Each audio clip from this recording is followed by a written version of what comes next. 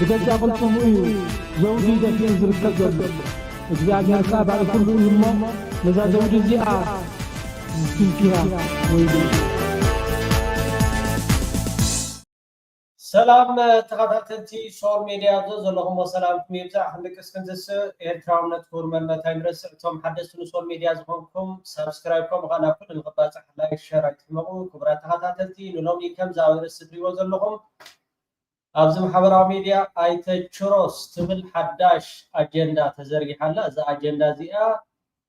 ሓቅነታ ንምርግጋፅ ሚእቲ ካብ ሚእቲ ኣይተ ችሮስ ኣብ ትሕቲ ቀይዲ ኣትዩሎ ከምኡውን ካብ ኢትዮጵያ ንኸይወፅእ ፓስፖርት ተመፂሉ ከም ዘሎ ኣብ ቀደም ኣቢሉ ስርዓት ብልፅግና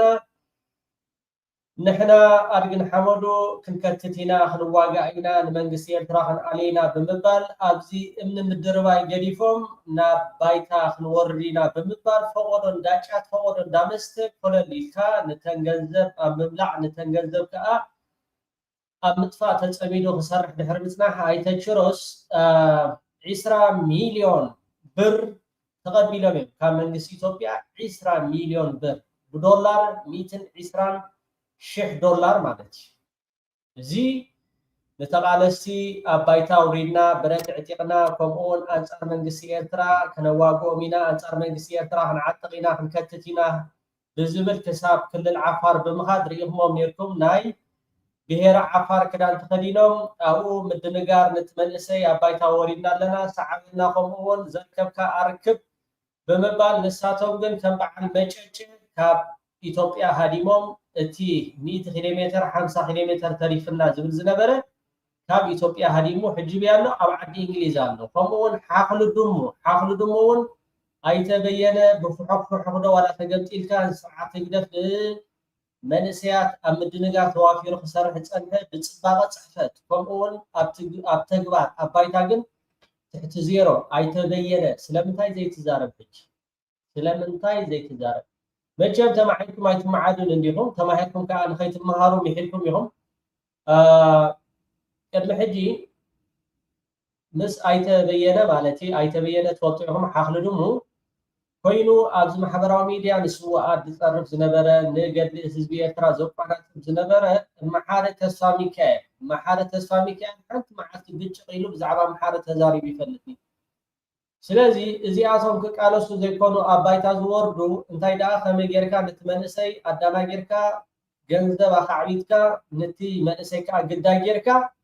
ሎሚ ኣብ ሆላንድ ተሸዊጡ ሎሚ ኣብ ሆላንድ ተሓቢኡ ኣብዛ ስክሪን መፂ ከማን ቃል ምስክርነቱ ክህብ ኣይክእል ገሊኦም ኣብ ኣዲስ ኣበባ እንታይ ከም ዝኸፈቱ ኣብ ናይ ሎሚ መደብና ሰዓት 6 ኣብ ሶል ላይፍ ተኸታተሉ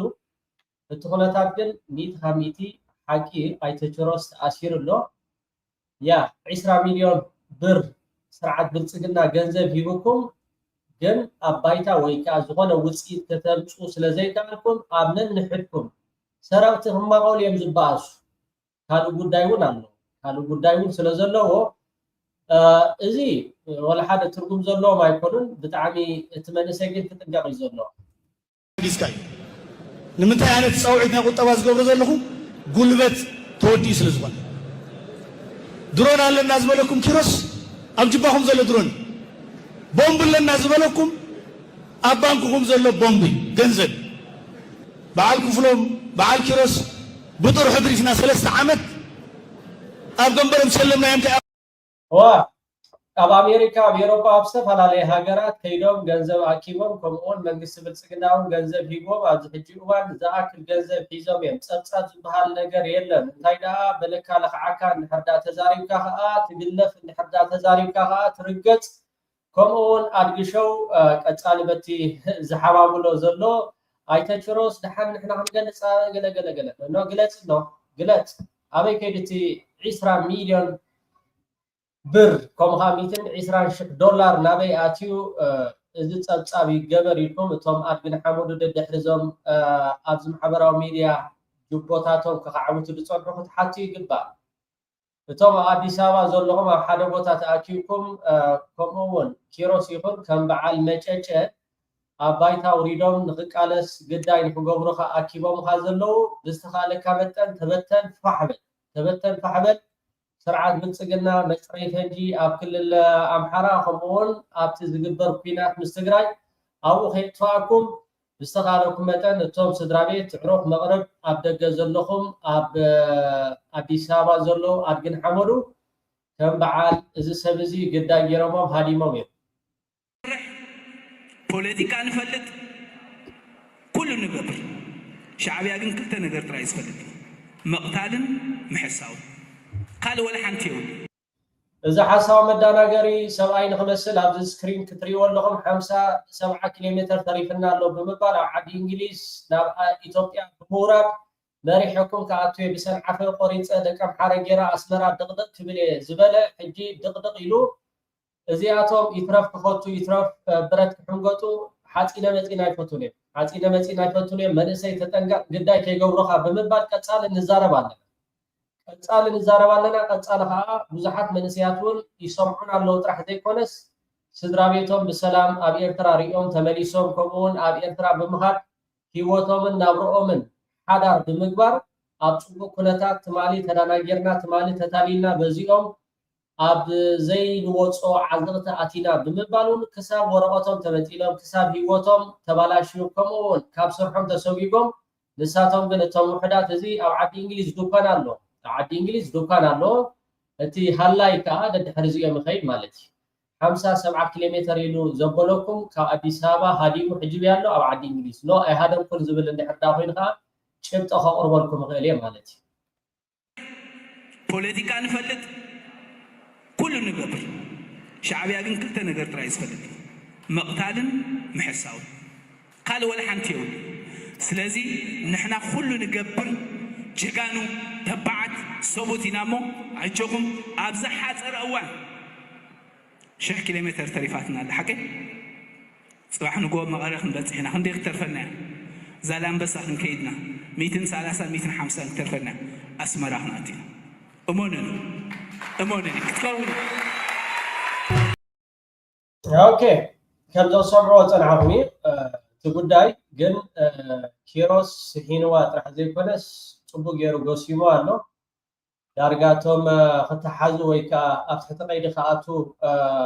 ዝሕሰብ ዝነበረ ከም በዓል ሓኽሊ ድሙ በቃ ኣብሊጦም ኣሎ ከም በዓል ዝለፍላፍ ከዓ ንዓዲ እንግሊዝ ተመሊሱ ኣሎ ተቃልስ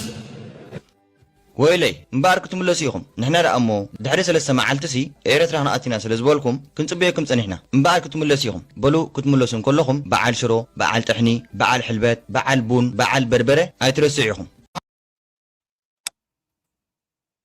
ጌጋ ሃዩዚ ከም ክኸውን ኣይግብኦን እዩ ስለዚ እንታይ እዩ ክመፃና ከሎ ንቐፌታ ከምዚ ገይሩ እንዲዩ ብዛዕባ ምትእማን ገንዘብ ልዕሊ 2 ሚልዮን ገንዘብ ዶላር ብመንገድና ከይዱ ናብ ትግራይ ይኹን ናብ ተቃለስ ኤርትራውያን ናብ ትግራይ ዘሎ ኤርትራውያን ሊብያ ማልያ ደይብሉ ገንዘባት ብመንገድና ከይዱ ልዕሊ እዚ ምትእማን ኣለኒ ልዕሊ 2 ሚልዮን ዶላር የዛርብ ዘለኹ ሓደ ሰብ ንተፈታዊ ገንዘብ ብመንገዱ ሰይደ ጠፊኡ ንዝቢ ሰብ ኣይተምፅኡ ኢኹም ልዕሊ 2 ሚልዮን ዶላር ብእምነት ሰይድና ኣብፅሕናን ኣለና ማለት እዩ ሕጂ ኦኬ ብጣዕሚ ትሪእዎ ኣለኹም ኩሉ እቲ ናቶም ዘረባ ወይ ከዓ ኩሉ እቲ ናቶም ንክቃለሱ ወይ ከዓ ዝኾነ ነገር ኣብ ኤርትራ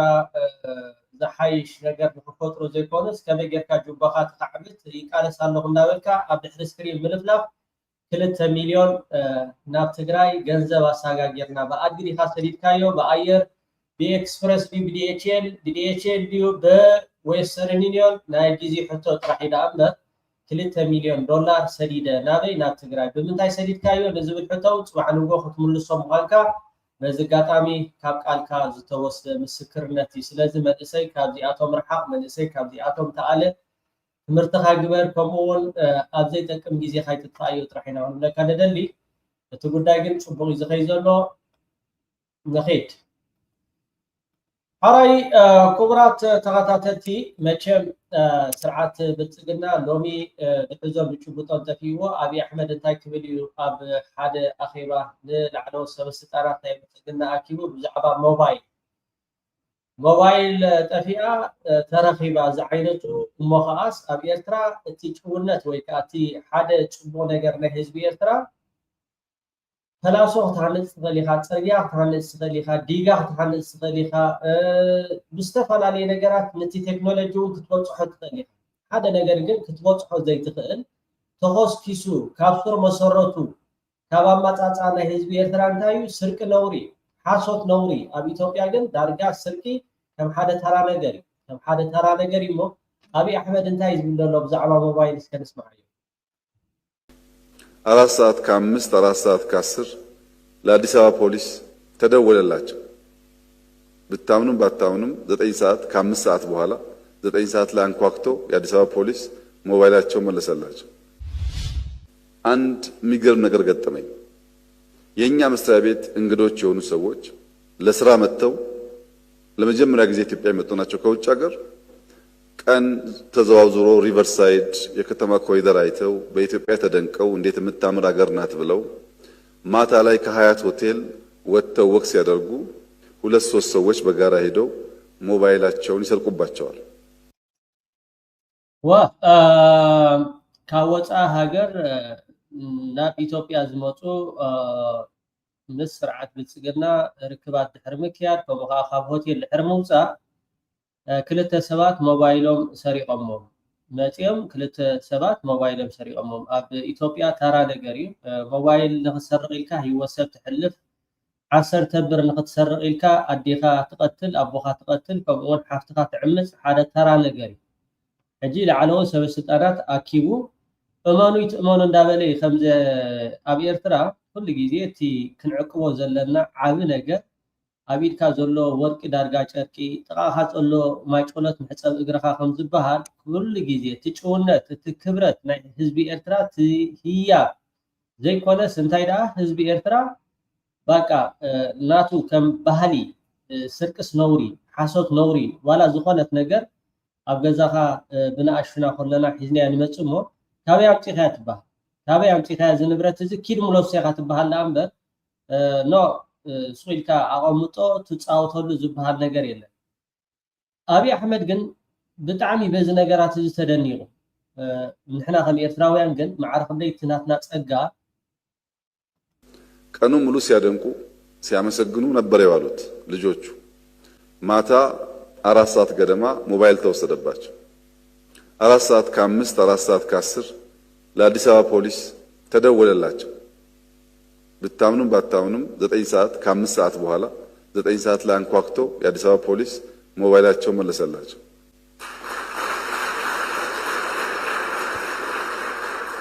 ኢትዮጵያን በመንገድ ንጽህናዋ በኮሪደሯ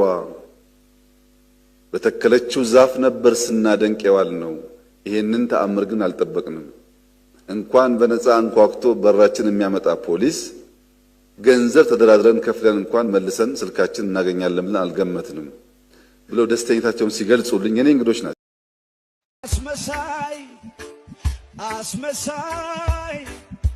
አስመሳይ ነኝ። ኢትዮጵያን ኤርላይንስ ቢሾፍቱ ላይ በተከሰከሰበት ጊዜ ትራምፕ ደወለ። ብላክ ቦክሱ ላክ ነው ለዶክተር አብይ እና ከዶክተር አብይ ሳቅ ነው መጀመሪያ መልሱ ሳቅ ነው እና ብላክ ቦክሱን ዶክተር አብይ ወደ አሜሪካ አላከም፣ ወደ ፈረንሳይ ነው የላከው። እዛ ቢላክ ኖሮ ማን ያውቃል እንትኑን ስተቱን እኛ ፓይለት ላይ ሊያላክኩ ይችሉ ነበር። እኛ ብዙ ጊዜ ነው ደውሏል ትራምፕ እና እኔ ለእናንተ ለኢትዮጵያ አስቤ ነው እና በሚሳኤል በአውሮፕላን በተለያየ መንገድ ሊመቷችሁ ነው፣ ያንን ለማስቀረት ነው የምደውለው አለ እና ዶክተር አብይ የሰጠው መልስ ከማናገር መሪ ጋር እየተነጋገርክ እንደሆነ ታውቃለህ ወይ ነው ያለው። ከኢትዮጵያ መሪ ጋር እኮ ነው እየተነጋገርከው ያሉት፣ ይምቱና እንታያያለን ነው ያለው ማለት ነው። ይሄ እነሱ ሰምተውት የማያውቁት ብሔራዊ ኩራትና በራስ መተማመን ነው። ኖርማሊ ሓሶት ማለት ከቢድ እዚ ትሪኦ ዘለኹም ሰብኣይ ጉሩም ሰብኣይ ንኽትሪኦ ግን ውሽጡ ግን ባኮ ውሽጡ ግን ሰይጣን ሓሶት ስራሕ ሰይጣን እዩ። በዚ ጋጣሚ ሰይጣን እዩ። እንታይ እዩ ዝብል ዘሎ በቃ ፕረዚደንት ናይ ኣሜሪካ ንኣብይ ኣሕመድ ደው ኢሉሉ ኣብይ ኣሕመድ ከዓ ኣፈራሪሕዎ ምስ መን ኢኻ ትዛረብ ዘለኻ ምስ ዶክተር ኣብይ ኢኻ ትዛረብ ዘለኻ ብምባል ኣፈራሪሕዎ ኢሉ ክዛረብ ከምዚ ወስላት በቃ እዚ ይተሃገር ጂ ኣብይ ኣሕመድ እዚ ክዛረቦ ፀኒሐ ኣልዕል ኣቢሉ ካብ ጅቡ እዩ ክዛረብ ፀኒሑ ዳ እምበር ኣብ ኢትዮጵያስ ሞባይል ሰሪቆምኻ ከይዶምስ ድሓር ሽዑ ሰዓት 5 መሊሶም ገለገለ ዝብል ፅንፅዋይ እዚ በቃ اتزكاد دلو اب إثيوبيا بعلو ابي احمد انتاي لي تزاري منير بوزح دا يتسرقوا دا امبر قربتين دحر دا سريكم صقم زلو يكون ግን ብዙሕ ኣይትስረቑ ምስራቅ ኖርማሊ ካብ እቲ ናይ መለስ ዜናዊ ነብሲ ሄር ተተሰሪካ ገበን ይዝብል ናይዚ ከዓ እንታይ እዩ በቃ ከም ምስራቅ ስረቑ ግን ኣይተብዝሕዎ ቁርብተይ በቃ እንድሕርዳ ክሰርቁ ኮንኩም ከማን ቁርብተይ ሓደ ረብዒ ናይ ሚልዮን ተኮይኑ ሓደ ረብዒ ናባኻትኩም 2 ሚልዮን ተኮይኑ ከምኡ ረብዒ ረብዒ እንዳገበርኩም ዳ ኣብ ጅባኹም እትዎ ዳ እምበር እዚ ፍርቂ ከምኡ ከዓ ኩሉ እቲ ዝግበር ስርቂ ሚእቲ ሚእቲ ኸውን የብሉን ዝበለ ኣብ ፓርላማ ኣኪቡ ክሰርቁ ይፈልጥ ግን ክሰርቁ ከለኹም ቁርብተይ ይስረቁ ዝብል ሰብ እዩ በተለያዩ የሀገሪቱ ከባቢዎች ላይ በድፍድፍ ጋዝና ናቹራል ጋዝና ድፍድፍ ነዳጅ የፍለጋ ስራ ሲያከናውን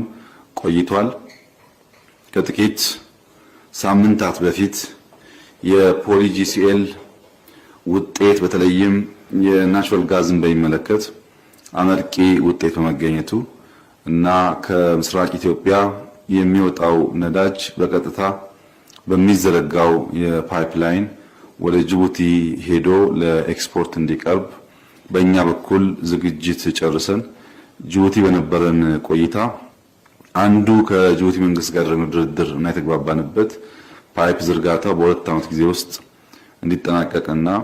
ለኤክስፖርት የተፈጥሮ ጋዝ ማቅረብ እንድንችል ነው። በመጀመሪያው ዓመት ብቻ ከ1 ቢሊዮን ዶላር በላይ የውጭ ምንዛሪ ሊያስገኝ እንደሚችል ይገመታል። ኣብዚ ሕጂ እዋን ነዳዲ ኣብ ኢትዮጵያ ሕፅረት ኣጋጢሙ ኣብ ዘለውሉ እዋን እዚ ቅድሚ ገለ ዓመታት ዝተዛረቦ ድፍድፍ ነዳዲ ብፓይፕላይን ከምኡ ከዓ ብመስመር ጅቡቲ ጌርና ናብ ዓለም ከነከፋፍል ኢና ነዳዲ ዝብል ዝተዛረቦ ዘረባ እዩ ሓሶት ዝግጅት ጨርሰን ጅቡቲ በነበረን ቆይታ አንዱ ከጅቡቲ መንግስት ጋር ድርድር እና የተግባባንበት ፓይፕ ዝርጋታ በ2 ዓመት ጊዜ ውስጥ እንዲጠናቀቅና ለኤክስፖርት የተፈጥሮ ጋዝ ማቅረብ እንድንችል ነው።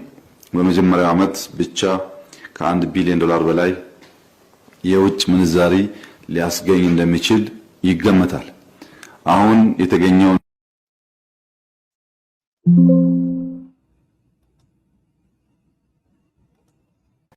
ማለት ባጽሲ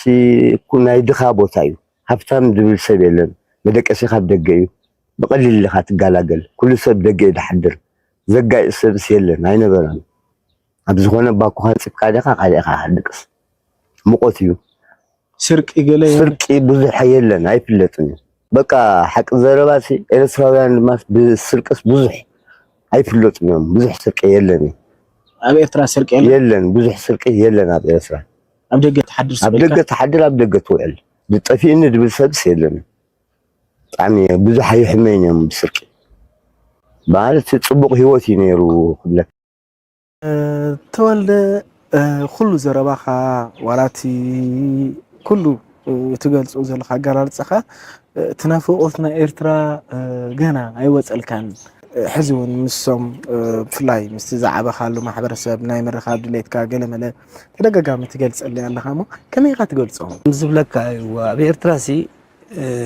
ሓደ ማኣዲ ሓደ ኢኻ በቃ ሓደ ማኣድና ሓደ እዩ በቃ ስኻ ከምዚኻ ስኻ ከምዚ ምፍላይ የለን ስርቂ የለን ከም ዝብለካ ደይናትካ ምዕማጽ የለን እዚታት እዚ ብጣዕሚ ካብቲ ቀንዲ ኣነ ዝፈትዎ ማለት እዩ ኢለካ በቀዳማይ እውን ጠቂሰልካ ነይረ ውዕል ትገብር ሕጂ ናይ ሙዚቃ ውዕል ብዘይ ውዕል ንሰርሕ ነርና እምነት በቃ እምነት እቲ ቀንዲ ክሳይ ዘብለካስ ውዕለትካ ሳይከልኣካን እዩ ሓደ ኤርትራዊ እንድሕር ሰሪሕካ እዚኣ ስራሕያ እዚኣ ኮንትራት ከምዚ ከምዚ ይብለካ እሞ ናይ ጣዕሳ ምልክት የለን ባዕ ሰሪሑ እንዲዩ ገንዘብ ሃብዎ ይዝባል እዚ ንወዲ እውን ናይ ጭውነት ጭዋ ዘብሎ ነቲ ህዝቢ እዚ ተተሉ ጸኒሕኩም ዝርዝራት ይስዕብ ዜና ዘቀርበልኩም ሉዋም ኪዳነ بحمشة جنبات كلتشان إسران شدشان نبار مأكل كتما أسمرا نور حسين طاهر نور حسين استباهله ودي إسرا عامتن كمون نبارة أديس هابا إثيوبيا زخونة 30 عامت زعدميو نجاش جمال نجاشن أب كبابي إميغريشن ولي أزرهبو كلتشان $600 أمريكا أب قدامي مدبر بوليسا مأكل كم دركبو كابت مدبر بوليس زرخبنا حبريتا قليتو زوم قبرت السناي نتتأفي زرخبو $1 أمريكا ساعات 11 المقطر دحر مركبهم أب أوان ونبت مدبر بوليس كم دركبو تحزي مزقب كفلهم معبيون دمت بوليس حبيرو وانا جنزب ود 53 عامات نبار سعود عرب زخونه عالم قويتهم قدس تبهاله خوينو جنزب كم تطفقون صبحيتو نبت مدبر بوليس كم مركت كم زمت حبرات تحز مزقب نسو بزهوا حبريتا جنزبو مخانو دحر مرقات بعسى تخلط جنبات كلتشن إسران شدشتن نعركت بمتوع أزازن حلافي مكلخال جبنن أبستر خولا أجاتامي اتناي مرخ خبز نسرعات كم تخايدة قليتو أركبتي وانا جنزب بمركو بتزفت أمو سناي تكبر زيادة عقبت كسمعهم كله وانا جنزب دما جنزبو بجبرت سناي تركيبو بمتصنحو لعول حاجوس كم تسمعون سلاتزفت أمو سناي تكبر دما بلبي أمسكينو كم عينة سناي تكبر مسنايكالات هاجرات كنا تتركله مولدت زير كوت أجهز بإرتراء قبل تزاربو أما داتا بمسارات ممرحي بوليس إرترا نأركبتي 10 ميتاويت كم استوهبو زقالتزا كفلهم يعبيها كم عينة سناي تكبر بغل زيغا كالسعابن كتعلنتو خحيلن تلابيو أبنت ميانن استفلالي سندات توافي استاذ زينا ينيرو زسعب زرزراتيو سناي مكتال أبز حلفة عام 2025 بشابعي مدبر بوليس تركيبو تصنحة لعلي 209 شح نقفان أركبتو 5 توقن لهم كاب شابعي مدبر بوليس زبط حنا حبريتا قديتهم زوم أبال حيلتات مكلخال إرترا زغونة ودي 22 عامت سيم حدش قبر ميكائلن ودي 17 عامت تمهاري بيت تمرتي حالاي مريح تادسة قبر ميكائلن استوالو قبر تسناي أبطولوت قزاقولو استباهله كبابي جنزب زحازة سانتا رخيبهم ناب شابعي مدبر بوليس أركيبهم مو دهر متناح بمسارات ممرح بوليس إرترا وانا خيط رخبه قدب جزي سلزا أخله ناب كملس كم زخاله حلافي مكلخال قبنت مدبر بوليس تخستس وهاتو ندمتو بوليس أبزها بحبري تأرديو نسو وسيخو اتي 293 شحن 509 نقفا ابانك ابستغفت حساب بوليس إرترا خمزلون بوليس إرترا بزوطو ممرح مسرد دما بملكع تشك نفسو كوفم 96 شحن 795 نقفا خمسو عبو من تغيسو حقاقات بانك بزفقدو دما اوطيوم كتقوملو مخانوم حبيرون اتي حلافي مكلخال جبن تكباراتهم هبر من سيات بمدنا زوم جبرت سناي كم عدميهم أين أصون حلنا دريخهم أبيد واناتاتو نخبت سحهم نم مدبر بوليس أركيبهم ما سلزي اتهم زي نبرتهم من جنزبهم من نمزع أنت بتبزول سبات كابزيهم كم هاروي جبا كبل دما التحساسيبو جبرت سناي أراي كبرات غاتاتي سول ميديا مزا أبي أحمد كزارة والفنحتي شونتن تي ناي إيرترا كبرتاتن كل جزء خمسوسان كل عقوان كاولد ولد خساجا جرزلوه ነገራት ከተሃንጾም ተኸሊኻ ገለ እቲ ዝበለፀ ነገር ግን ክብርታት ናይ ሓደ ሃገር ኩሉ ግዜ ፀላእውን ብኡ ክፋታተነካ ስለዝኽእል ንሕና ለይትን መዓልትን ከም ፈረስ ጠጠው ኢልካ ብምሕዳር ኣብ ልዕሊ ክብርታት ኤርትራ ልክዕ ከምቲ ንልላውነት ኤርትራ ንምድፋር ዝገብርዎ ፀላእ ብብረትን ብዝተፈላለየ ነገራትን ክኾነሉ ከምዘይክእል ሚእቲ ካብ ሚእቲ ይፈልጥ እቲ ናይ ደገ ፀላኢ ኩሉ ግዜ ከዓ ሓድነትናን ስጥመትናን እቲ ክብርታትና ከዓ ሓሊና ክንከይድ ብጣዕሚ ፖሊስ ኤርትራ ዝሰርሖ ዘሎ ኣብ ትምህርቲ ብምኻድ ኣስተምሮ ብምሃብ ከምኡውን ህዝቢ ኣብ ዞባ ከምኡውን ኣብ ንኡስ ዞባ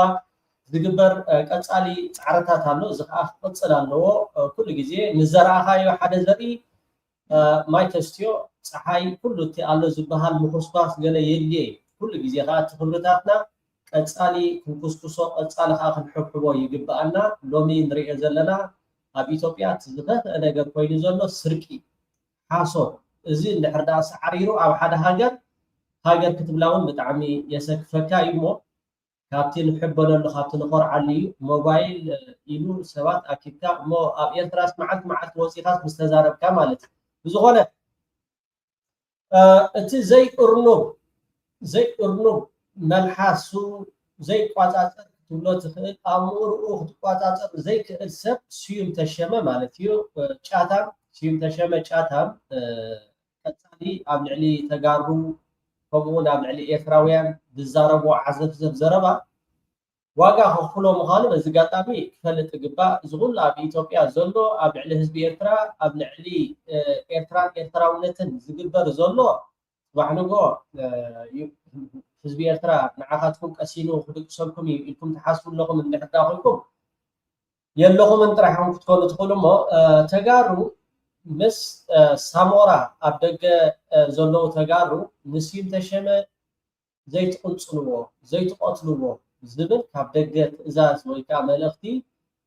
ልዕሊ ዝኾነ ነገር ግን ተጋሩ ስርዓት ብልፅግና ኣብይ ኣሕመድ መዓር ክንደይ ይቆፃፀረኩም ምዃኑ እታ ቴሌፎን ትድውሉላ ኩሉ እቲ ትገብርዎ ነገራት ምንቅስቃሳትኩም ሲከታተሎ ምዃኑ በዚኣኻ ሚእቲ ካብ ሚእቲ መዓር ክንደይ ኣብ ትሕቲ ኣብይ ተንበርኪብኩም ኣብይ ኣሕመድ ከዓ መዓር ክንደይ ደይኣምነኩም ምዃኑ ሪከርድ ገይሩ ስዩም ተሸመ ከምዚ ገይሩ ከስምዖ ከሎ ናብ ሳሞራ ተደዊሉስ እቲ ናይ ኢንሳ እቲ ናይ ፀጥታ ናይ ኢትዮጵያ ከዓ ንስዩም ተሸመ ሂቦ ስዩም ተሸመ ከዓ ይዛረበሉ ኣሎ ስተንኺናው ብሎ ብያቸዋለሁ ምናምን አይደል የኔ ያው ጠቅላይ ሚኒስትር ስላልሆንኩኝ ቦታው ስለተያዘ ስሙን ብቻ ይዤ ቀርቻለሁ ተሾመ ሆኜ እሱ ነግራቸዋለሁ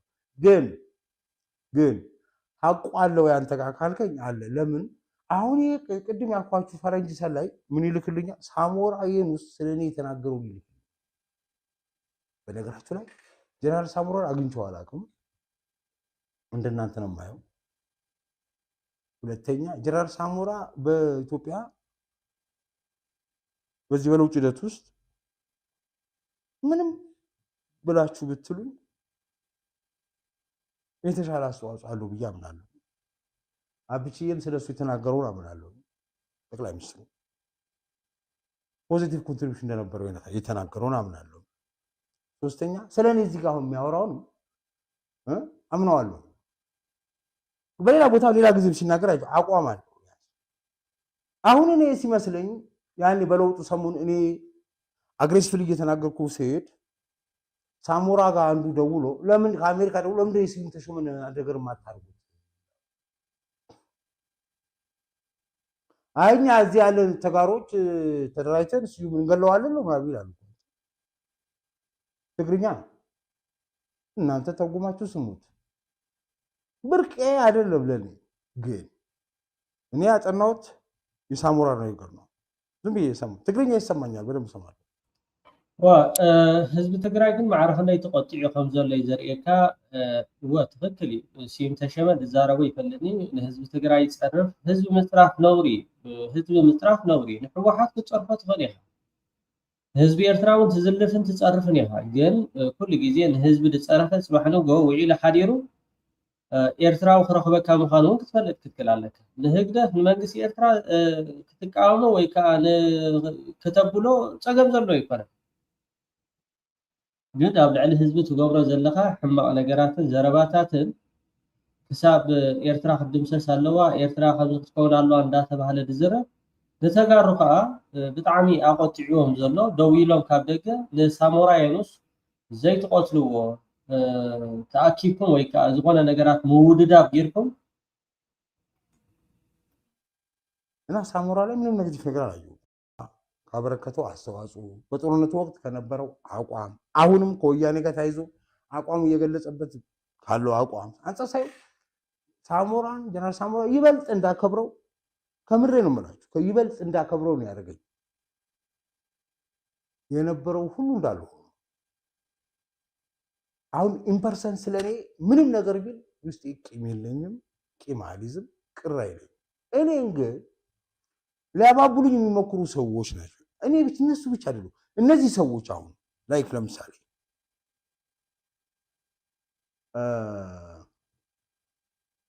አሁን ወሬውን የሚያወራው ሰው እነሱ ስዩም እንዲናርገው ብሎ ሳሞራ የደወለው ሰው አሜሪካ ነው የደወልኩት ብሎ የሚለው ሰውዬ እሱ ነው አሁን በሽታው እሱ ነው አሁን ደብረጽዮን ማለት እሱ ነው አሁን የትግራይ ህዝብ ላይ ጫንቃ ላይ ተጭኖ መከራውን እያበዛ ያለ እሱ ነው የማይቀየረው ለማንኛውም ዝም ብሎ ነው የላከልኝ ሰውየው እሱ ያሰበው የሳሞራ ኮንስፓይሬሲ ስዩም አንተ ላይ እንዲህ ሲያልኝ ነበር ሊለኝ ነው እኔ ጀነራል ሳሞራ ቂም የለኝ ምንም የለኝ ቢል እንኳን ቅር አይለኝም አሁን እሺ እንደው ግን ለምን አመጣሁት ታዲያ ካላችሁ ይሄ ለውጥ ህይወታችን ሰጥተንበት የመጣ ነው ብዬ ስላችሁ ሳሞራ እምቢ ማለቱ አይደለም። አንድ ጋዜጠኛ ምናምን ብሎ እዚህ ውስጥ አልገባም ብቻ ነገሩ መገጣጠሙ ገርሞ እንድትሰሙት ዝም ብላችሁ ስሙት። ስልኩ ደውሎ ያወራል ሰው እንደወረደ ምንም ሳልቆርጥ ነው ማሰማችሁ። እነሱ እንደላኩ እኔ ማስጠንቀቅ የምፈልገው ጄኔራል ሳሞራ ላይ አንዳች ኔጌቲቭ አንድምታ የለኝም፣ እንዲኖርም አልፈልግም። የሰጠው መልስ ትክክል ይመስለኛል። የቃላት ምናምን ነገር ቢኖርም እንደ መጥፎ ነገር እንዲወሰድበት አልፈልግም። ሰውየው ስራውን እየሰራ ያለ ሰው ስለሆነ የሰዎቹ አንድምታ እኔ ላይ የነበራቸው ማዕረ ከንደይ ታሪክ ከም ዘሎ ግን የርኤካ ብስኪም ተሸመ ግን እቲ ሪከርድ ይግበሮ ምዃኑ ጌታቸው ረዳ ብደገ ደው ኢልካሉ ወይ ካብ ውሽጢ ሃገር ደው ኢልካሉ ሪከርድ ስርዓት ብልፅግና ከም ዝቆፃፀሮም እዩ ዘርኤካ ሓደ ካብ ደገ ንሳሞራ የኑስ ደው ኢሉሉ መንግስቲ ናይ ኢትዮጵያ ከዓ ንስዩም ተሸመ ሂቦ ማለት እቲ ሪከርድ Hello. الو سامورا Hello. سامورا همين يا دعنا دو كيف؟ دعنا قوريات يا قوريات امريكا الاولى كان له نوقع يو غملو همين دعنا هنا نوقع سكي نوقع حدا اذا شيم تشمه تفلطي خاما شيم تشمه غازيتانيا ماشي انت ما يو لتقراي حزبي لتشفشف له سوقكم تريقوا ما تايم مغور لك ليت لكم حبن ليت خونا النبي زغا حزب الله تعرفها انت خبرت لا تقراوي با تا سمرا بيزغا تقادل كالو يترسح شنو عنده؟ ها انا غدا مرقي الكاتب هاي سمعك يا غريتها معاد قاعدين ده تصرف يزوج السبت لي هو كله انا عنده انا عنده هاي سين تشمه تعرفين كل يتصرف تقدر يتصرف حدش يكون كم قدمت هيجي قالت ميديا تاتون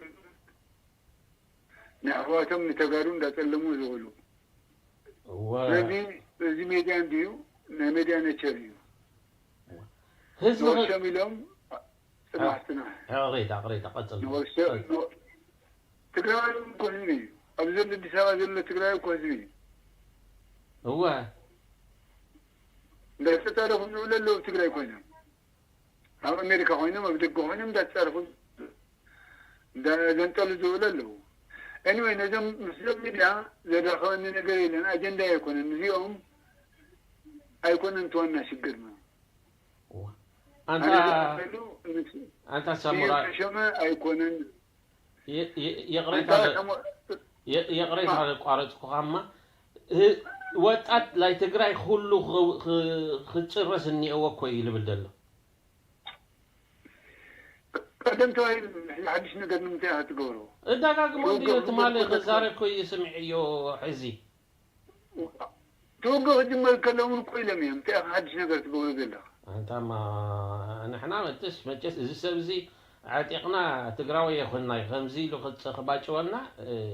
او للو تقراوت عاتقنا ينزل خفينا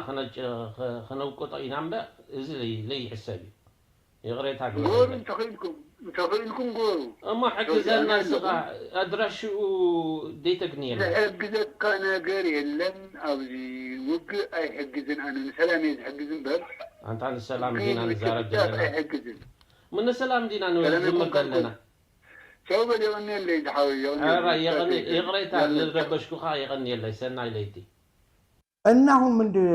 ሰምታችኋል። ከዛ በኋላ ይሄ ብዙ ማወራበታል። በቃ ለውጥ ሂደቱስ እንደዚህ ሃራይ ክቡራት ተኸታተልቲ ሶል ሚድያ ደጊመ ደጋጊመ ኣብ ዘለኹም ሰላም ኮይንዛሕ ድቅስትንትስ ኤርትራውነት ክቡርመነት ኣይንረስዕ ሰዓ 6 እታ ኪሮስ ዲስኮ ወይ ከዓ ሌታዊ ትልኢት ባር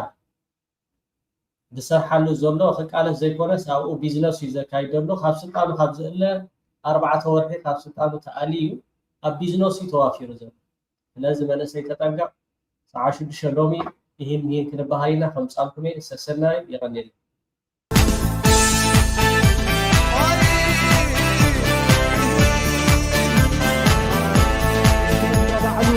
بجد قلتم زوجي دفين زركب እግዚአብሔር ቃል ባለ ሁሉ ይሞ ለዛ ዘውጅ እዚኣ فيها